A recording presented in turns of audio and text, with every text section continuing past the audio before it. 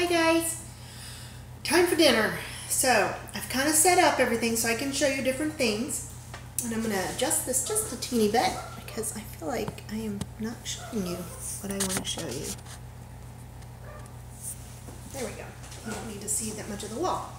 So I'm going to do dinner tonight. This is really our dinner tonight, and we're going to have a spoodle, which is sweet potato noodles, so it's a spoodle.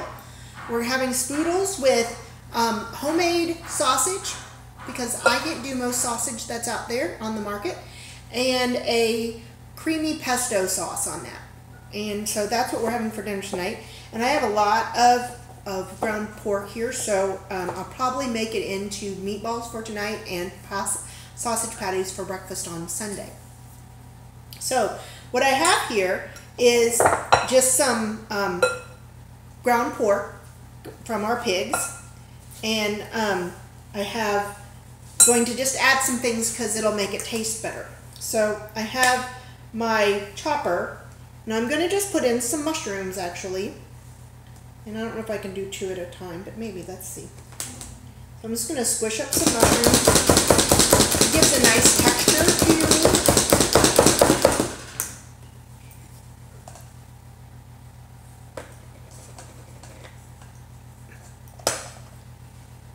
Other two, we have some meatballs,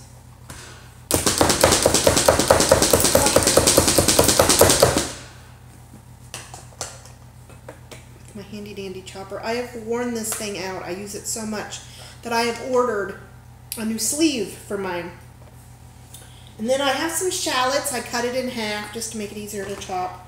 I really like shallots. They're a little milder onion. I think they'd have a much better flavor, and I could do that. I like mine a little chunky, and I'm a hand user. I cook with my fingers. I did wash them, but you all don't have to eat it. So, and then there's that's onions, and then I like to just use garlic powder. I just think it's stronger than garlic. I could use our garlic press, but I don't have any garlic at the moment. I used my last pieces the other day. So I'm just going to sprinkle a little garlic pepper on, garlic powder. This is going to seem weird, but I really like to use vinegars. And in my meats, I like to put in a little dark chocolate vinegar. So I put about a tablespoon or so. And a little apple vinegar, because this is pork, and pork is really good with an apple flavored something. So a little bit of apple vinegar. And then for my seasonings, I'm going to put in what I call song seasoning, which is parsley, sage, rosemary, and thyme from the song Scarborough Fair. So I like that. I'm pretty generous with that. I'm guessing about a tablespoon. I do not measure. I sprinkle, I taste. I sprinkle, I taste. Some turmeric, because I don't do a lot of spice. So I'm going to put a good teaspoon at least of turmeric, some cumin, because that always goes well with turmeric, gives it kind of that curry flavor, some ground pepper,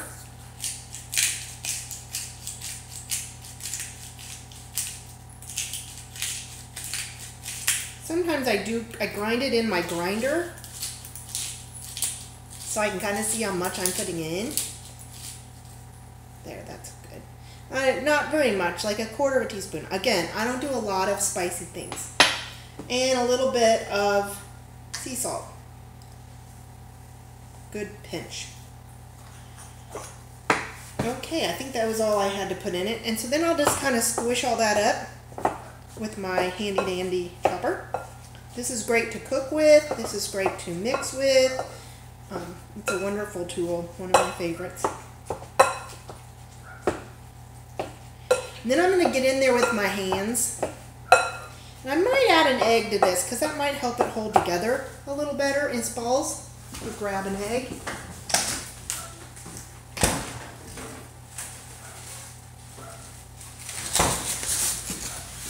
We're part of a farm, and we get our pastured eggs, and they're beautiful.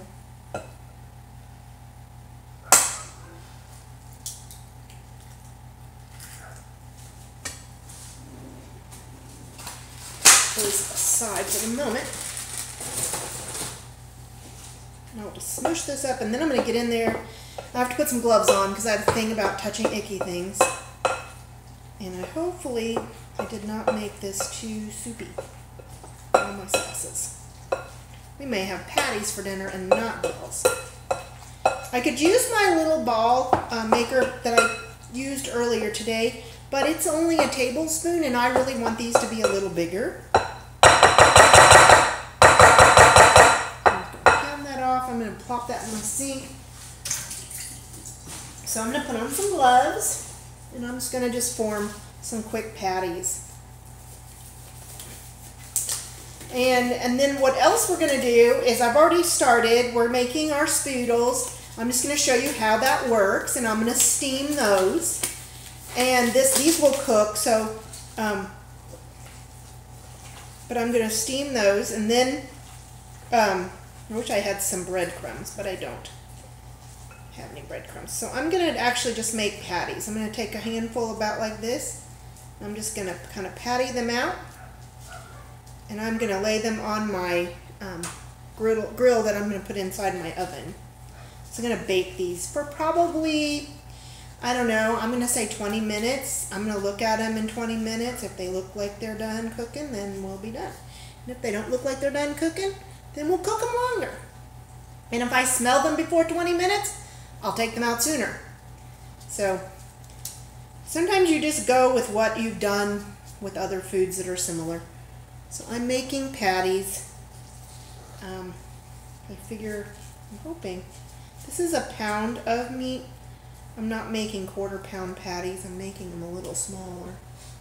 But looks like I might get 6 or I might get 7. Then we're going to make a quick pesto cream sauce to put on everything. And then in a little bit I will serve my husband, and that's what we'll have for dinner. No, there's not. I think actually I can almost get 8. A couple of them will be small. Scooch these up a little bit. Yeah. No, it looks like 7. A little soupy. If I had something like breadcrumbs, that would make it great, but I don't have any breadcrumbs. So I have nothing to soak it up. But it'll still be good. And then I will put this in my sink. Real quick, take off my gloves. I'll show you what these look like. This would be really good if you can do spice. Put a little spice in yours. I do not, but this is what they look like. So they're going to go in the oven. I made our oven the other day, and I'm going to set my timer for 20 minutes to help myself remember to do that. Next up, our zoodles. These are zoodles. You can see they're these wonderful, I like the fettuccine cut myself the best. I'm going to use this handy little tool that makes them. It has it comes apart on the bottom, which I'll take it apart at the end where you can clean it really well. This thing screws out here and it pulls out. It does. I got it out a second ago. Take out some pressure.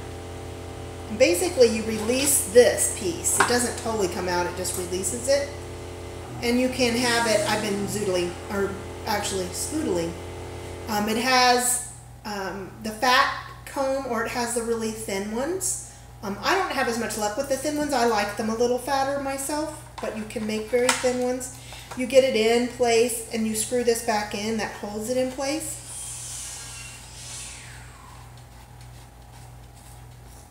So you can see. So you have this, you lift this up. There's a little pointy thing in the center, and that's where you're going to put your food. And in playing with it, it is a little bit of a learning curve. I found that you want to chop off so you have someplace flat for the grabber to grab. And it actually works better to have a fat grabber on top and the skinny grabber on the bottom. So you just press it down really hard because you want it to really get in there. And then you just start twisting. And you'll start seeing Spoodles. Oops, Spoodles. Are they coming out that side? Which side are you coming out? There they come.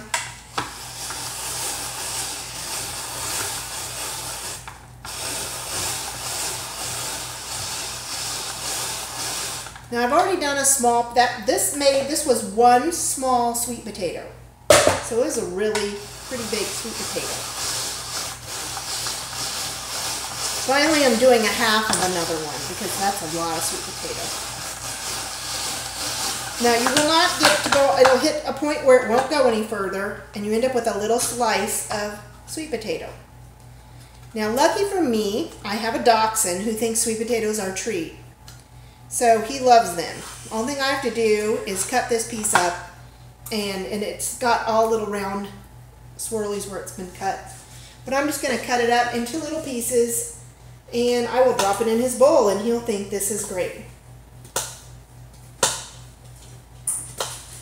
Here it comes. Hey, got a sweet potato for you. Here you go. Sweet potato. So you might hear him crunching.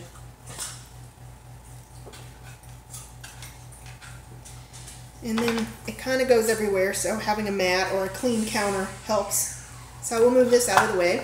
Put that over in my sink. A lot of kitchen cleanup whenever I do these videos. So that's that, and I'm going to throw a little bit of water in there and throw it in my microwave. We have a wonderful micro steamer. I don't happen to have it. I've had this thing forever,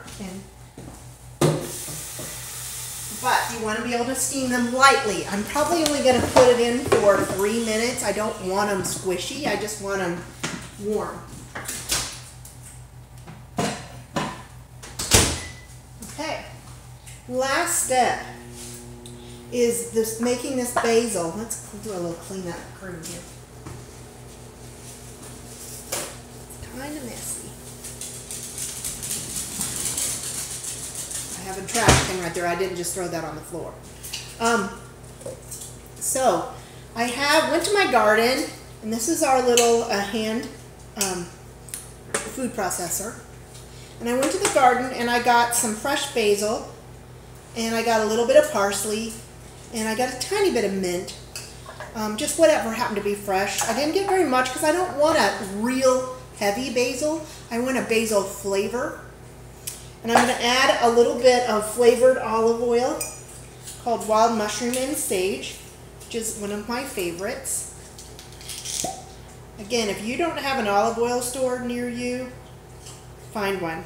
Or message me and I'll send you mine. I think she mails. She's here in town. It's really good. So I put a little bit of oil because I just want it to blend.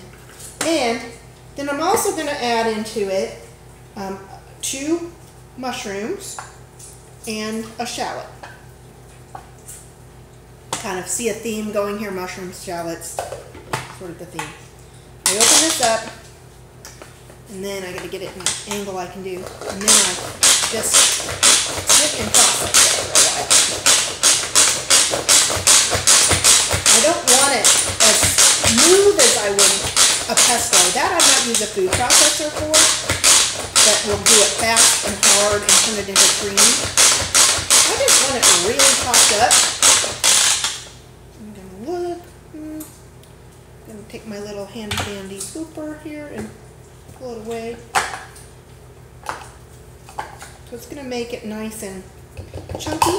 So it's kind of a chunky, almost like a salsa. But it's got all the pesto flavors and it's going to get cooked in my pan here in just a minute. Ooh, that's getting even smaller, so let me do it again. It's very chopped. Ouch.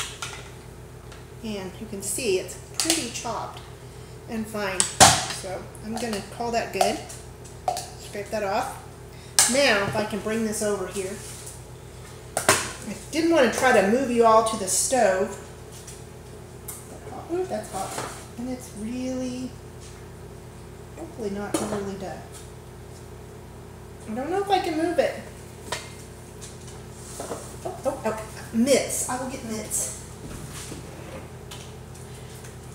If you've never used silicone mitts, I highly recommend them. There's my Spoodles are done. So this is, I've had this warming for quite a while, so I fear that, let's just get these out. I don't want them to overcook, so I'm going to let the steam out. I used hemp milk. I don't want to taste it because hopefully I didn't get that. No, I think it's okay. But it's been cooking for quite a while.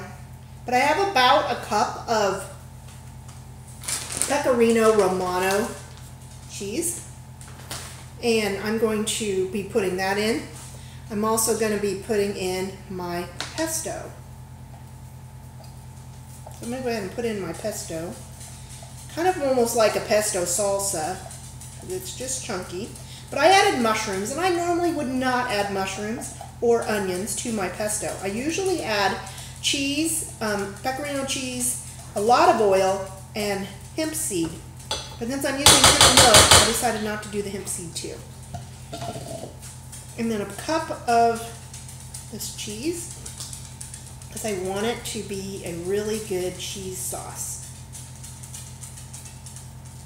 So you can kind of see it. And I'm going to let this cook on this little burner here. I hadn't even used this burner in forever. It came with our cookware 25 years ago, and it was supposed to make it into a crock pot of sorts. Cooks way too fast for that. This cookware cooks really fast. So I've never used it. I use it in events when I need to cook in front of people. I took it to school and used it with kids, and that looks really good. And I'm going to add some seasonings to it because everything is better with seasoning. So we're going to put some fresh pepper on it, kind of coat it on top.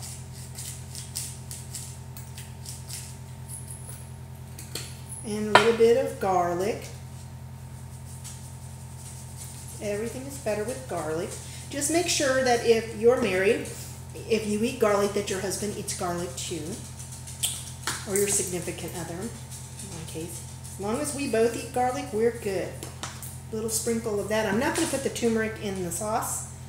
I'm just going to stick with those seasonings. And a little salt. I don't put a lot of salt. Now that looks like a pretty good sauce. I'm going to take a taste, see if it needs anything. If I weren't on camera, I would actually just stick my finger in it, but since I'm on camera, I won't. Maybe went a little over on the salt.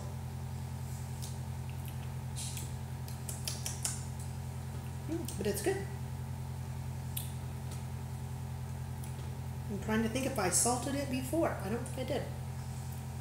Oh, I know why. That cheese is salty. I should not have put salt until I tasted. But this is a very, very salty cheese. And we're not used to salt. We don't eat a lot of salt. So hopefully that will temper down when I put it on the noodles, on the Spoodles. But basically, that is dinner tonight. We have Spoodles and we have sausage, which is still cooking for another 10 minutes. It's looking good. And I will take a picture of it and I will post it. And give me some comments on it. Please don't just go thumbs up. Give me some comments. Talk about it. Tell me what you like, what you didn't like, what you would like to see different. If you have anything you want to see me make, ask. I will see what I can do. But this is a very much an lectin-free dinner. It has no gluten. It has no dairy. It has no, it does have pork, so it is not vegan. But you could use grounds with this or not use anything and just make the sauce and the noodles, and it would be a great dinner. So you could make this vegan in that case.